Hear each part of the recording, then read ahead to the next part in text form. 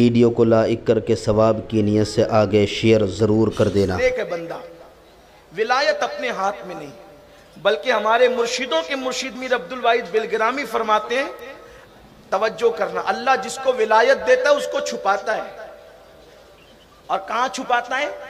اولیائی تحت ابائی، وہ اپنی چادر غیرت میں چھپاتا ہے ولیوں کو۔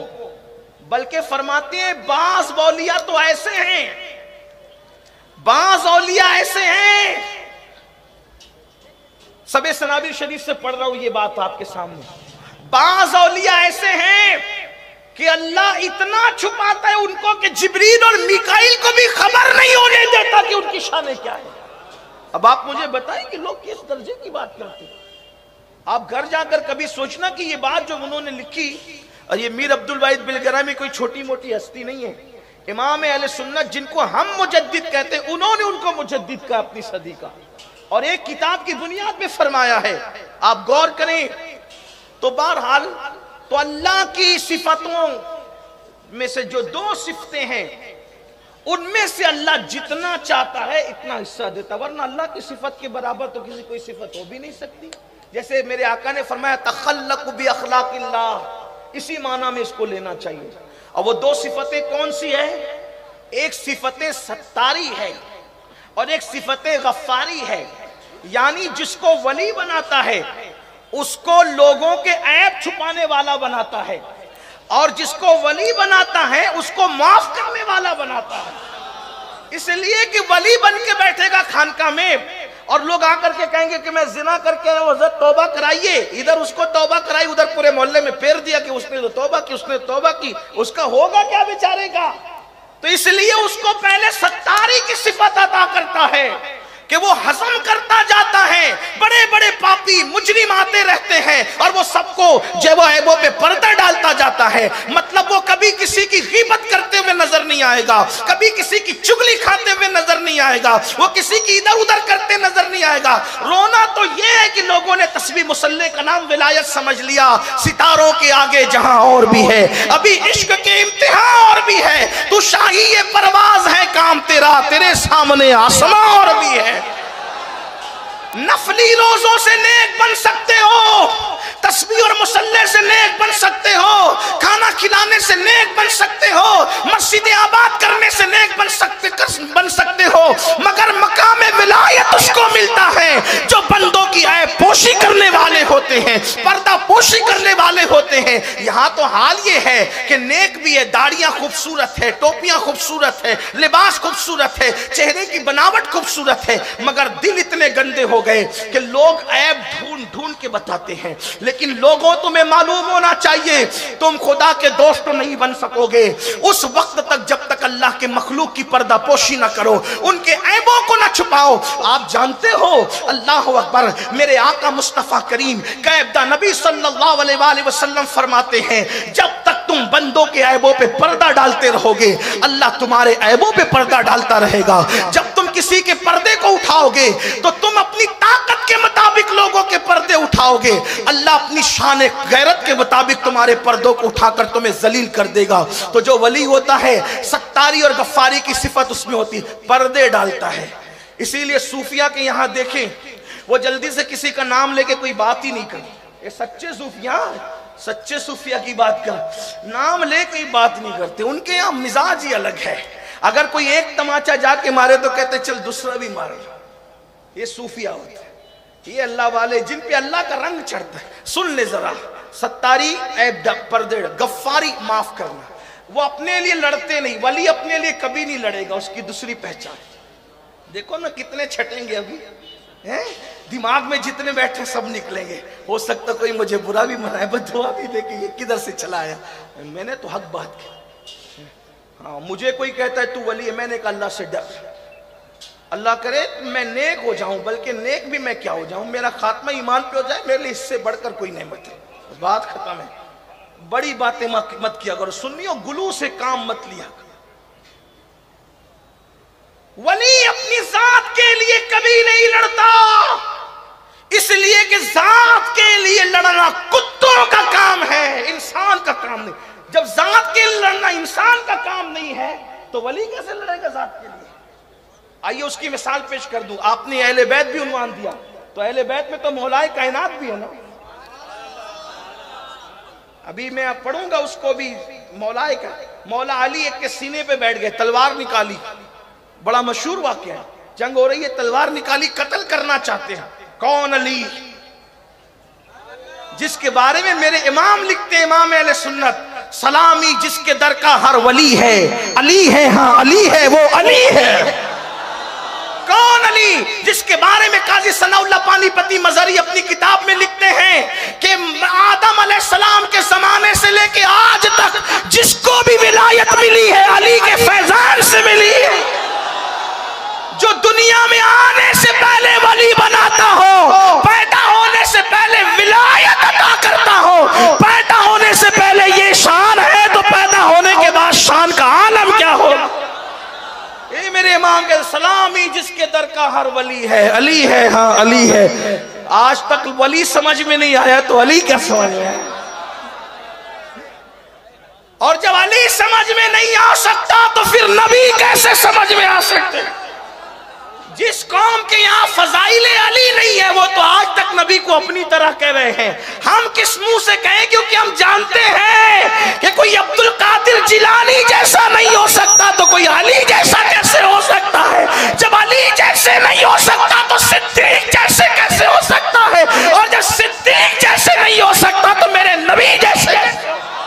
نعرہ تکبیر, نعرہ رسالت, حضرت سید امیر القادری صاحب قبلہ, نعرہ تکبیر. سبحان اللہ. 12 صفتوں میں سے ستارے صفت ستاری عیب چھپاتا ہے. غفاری اپنے لیے نہیں لڑتا, معاف کرتا ہے. کیسے نہیں لڑتا؟ ایک واقعہ سن لے, مشہور واقعہ ہے. ایک مرید اپنے پیر کے پاس گیا, سچا واقعہ کتابوں میں لکھا ہوا ہے. کہا حضرت میں نے سنا کسی مقرر سے, خطیب سے, کسی عالم سے کہ اسم اعظم پڑھ کے اگر بندہ کسی مردے پہ پھونک مارے تو وہ مردہ زندہ ہوتا ہے, اور کسی کو گھور دے تو زندہ مر جاتا ہے. یہ اسم اعظم یہ فرشتے پڑھ کے پلک کے جھپکتے زمین پہ آتے ہیں, یہی اسم اعظم ہے پڑھ کے پلک کے جھپکتے آسمانوں پہ. یعنی جس کو اسم اعظم مل گیا اس کا تو کام ہی ہو گیا نا. پھر کیا ہے؟ مٹی پہ پڑے تو مٹی سونا ہو جائے, سونے پہ پڑے تو اس کا وارہ نارہ ہو جائے, سب ایسا معاملہ ہے. اسم اعظم وہ اللہ کا سب سے بڑا نام ہے. اب یہ اسم اعظم وہ پوچھنے تھا حضرت اسم اعظم سکھائیے, کیونکہ لوگ بہت ظلم کر رہے ہیں, لوگ بہت مصیبت میں, پریشانی میں, پرابلم میں. میں چاہتا ہوں اسم اعظم سیکھو, لوگوں کا کام کرو. کچھ چیزیں ایسی ہوتی ہیں جو سیکھنے کی نہیں ہوتی ہے, یہ بات یاد رکھنا. کچھ چیزیں ایسی ہوتی ہیں جو سیکھنے کی نہیں ہوتی. آپ جب اس قابل ہوتے ہیں تو قدرت خود عطا کرتی ہے. ہاں, کچھ لوگ لگے رہتے ہیں روحانیت کی طرف, اس میں, پھر اس چکر میں ایسوں کے ہاتھ پڑتے ہیں کہ ایمان بھی ہاتھ سے چلا جاتا ہے.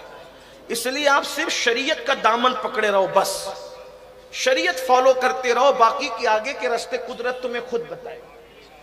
ہاں, اسی پہ ہمیں حکم ہے, استقامت فی الدین. لیکن لوگ طریقت کے نام پہ, روحانیت کے نام پہ, عملیات کے نام پہ پتہ نہیں کہاں کہاں بھٹکتے رہتے ہیں. آخری میں ایمان بھی جاتا ہے. ہم نے دیکھا ہے, چھوٹی سی عمر میں دیکھا ہے, ایمان بھی جاتا ہے. تو بہرحال تو کہا حضرت اسم اعظم سکھاؤ. فرمایا بیٹے اسم اعظم تجھے سکھائیں گے نہیں سکھائیں گے یہ 2 نمبر کی بات ہے. تجھے اسم اعظم سیکھنے سے پہلے پورا دن اپنے شہر کے بازار میں جا کے بیٹھنا ہے, ٹھیک؟ پھر شام کو آنا, بات کریں گے. اب وہ گیا, صبح سے شام تک بیٹھا تو کیا دیکھا؟ مارکیٹ, بازار. اب وہاں کیا تماشا نہیں ہو رہا ہوگا؟ کرپشن ہو رہا ہے, مار پیٹ ہو رہی ہے, کمزوروں کا مال لوٹا جا رہا ہے, جگہ پہ سے جھگڑا ہو رہا ہے, یہ ہو رہا ہے, وہ ہو رہا ہے. یہ بار بار ہاتھ مارتا, پیر صاحب نے غلط کیا, پیر صاحب نے غلط کیا. کیا غلط کیا پیر صاحب نے؟ پہلی بات تو جس نے یہ سوچا پیر صاحب نے غلط کیا, پھر وہ مرید ہی کہاں رہا. بھئی پیر بنانے سے پہلے آنکھیں کھولو, پیر بنانے کے بعد آنکھیں بند کرو. جب تک کہ وہ خلاف شرع حکم نہ دے اس وقت تک کہ آنکھیں بندی رکھو. یہ سب اصول ہے پیر مریدی کے. تو پیر صاحب نے غلط کیا. کیا غلط کیا؟ پیر صاحب نے کہا غلط یہ کیا کہ مجھے اسم اعظم نہیں سکھایا. کیوں نہیں سکھایا؟ اگر سکھاتے یہ دونوں جو لڑ رہے ہیں تو جو کمزور ہے اس کی مدد کرتا, جو طاقتور ہے ظلم کرے اس کو گھور دیتا, وہ مر جاتا. یعنی آج یہ پہلے ہی دن کتنوں کو مار ڈالتا. یہ صبح سے شام تک یہی سوچتا رہا. جب شام ہوئی، شام میں تو بڑا ہنگامہ. ایک بوڑھا جس کے بال سفید، زلفیں سفید، وجود پورا کانپ رہا ہے، جنگل سے لکڑی کا گٹھا کاٹ کے سر پہ لایا ہے، اور سر پہ لکڑی کا گٹھا کاٹ کر کے لایا ہے اور زمین پہ رکھتا ہے تو دو بادشاہ کے سپاہی آتے ہیں، کہتے او بڈھے اٹھا، اور سر پہ رکھ کر چل ہمارے گھر تک پہنچا، اور سن پیسے نہیں ملیں گے چل.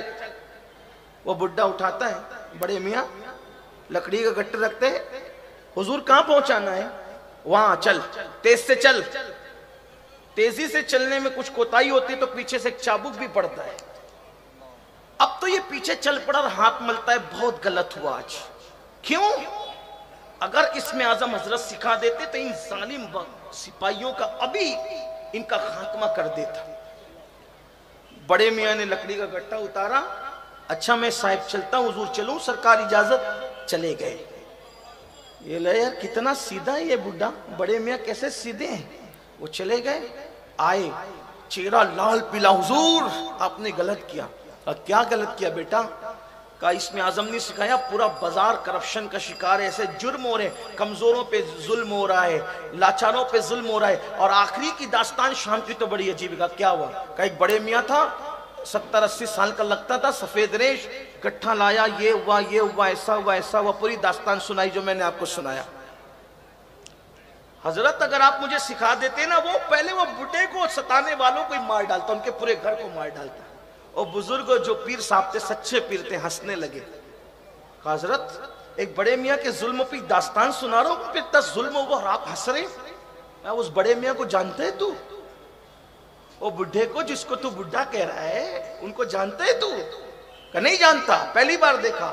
کہا بیٹا وہ اس شہر کا کتب ہے، وہ کتب وہی شہر کا کتب ہے، اور اسی نے مجھے اسم اعظم سکھایا ہے. وہی اسم اعظم سکھانے میں میرا استاد ہے، شہر کا کتب ہے وہ. کہا حضور اس پہ اتنا ظلم ہوا، وہ پڑھتا کیوں نہیں، ان کو گھورتا کیوں نہیں؟ فرمایا یہی تو بات ہے، جب تک انسان میں معاف کرنے کی اتنی صلاحیت نہیں ہوتی، اس وقت تک اللہ کسی کو اسم اعظم عطا نہیں فرماتا. ورنہ تم تو اللہ کے بندوں کو مار ڈالو گے. ممبئی کے بھائی لوگ جو مرڈر نہیں کرتے پھرتے، اتنا تو بابا لوگ پھر کرنے لگیں گے. تو یہ نہیں ہوگا. صفت ستاری اور غفاری سے یہ صفت اس کو ملتی ہے، یہ حصہ ملتا ہے. اب یہ دو صفت ہے، ابھی اس پر بھی کام نہیں. پھر دو صفت رسول اللہ کی.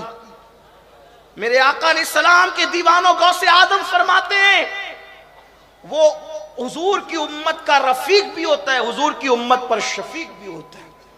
رفیق ایسا ہوتا ہے کہ کسی سے نفرت نہیں کرتا، منہ دیکھ کر اس نے کوئی کام نہیں کرنا. اس کی شان رفاقت یہ ہوتی ہے، امیر غریب چھوٹا بڑا مسلم غیر مسلم، اس کے پاس جو بھی آئے گا بس یہ سوچ کر کہ حضور کی امت ہے، وہ سب پہ شفقت کرے. آپ نہیں دیکھتے غریب نواز کی زندگی؟ غریب نواز کے پاس لوگ آگے کہتے تھے ہم نے مناظرہ کرنا ہے. فرمایا جاؤ بہت تھک گیا ہو بابا، پہلے کھانا کھاؤ آرام کرو پھر مناظرے کا دیکھیں گے. جب غریب نواز کی یہ اخلاق دیکھتے تو یہی اخلاق دیکھ کر لوگ مسلمان ہو جاتے. 90 لاکھ کو کلمہ پڑھایا غریب نواز سرکار نے اس ہندوستان کی سرزمین پر. تو وہ امت پر جیسے میرے آقا رفیق و شفیق تھے، حضور کی صفت سے اس کو حصہ ملتا ہے. یعنی امت پر وہ شفقت کرتا ہے، پیار کرتا ہے. بڑی معذرت کے ساتھ اگر کرلا والے میری جان بخش دے تو میں یہ بات کروں، آج تو حالات اتنے ہیں، امیروں کی خیریت پوچھی جاتی ہے، غریبوں کے ساتھ مصافحہ کرنے میں بھی گھن آتی ہے. کیسے ولی بنیں گے؟ جبکہ حضور کی شفقتیں یہ تھی کہ جو حضور کا ہاتھ پکڑ لیتا تھا جب تک وہ چھوڑتا نہیں تھا، میرے آقا بھی ہاتھ نہیں چھڑاتے تھے. میرے امام کہتے ہیں سنیو آسیو تھام لو دامن ان کا، آسیو تھام لو دامن ان کا، وہ نہیں ہاتھ جھٹکنے والے. اور سنیو ان سے مدد مانگے جاؤ، بڑے بکتے رہے بکنے والے. جگمگا اٹھی میری گور کی خاک، تیرے قربان چمکنے والے. کفے دریائے کرم میں ہے رضا، 5 پھوارے چھلکنے والے. اللہ اکبر.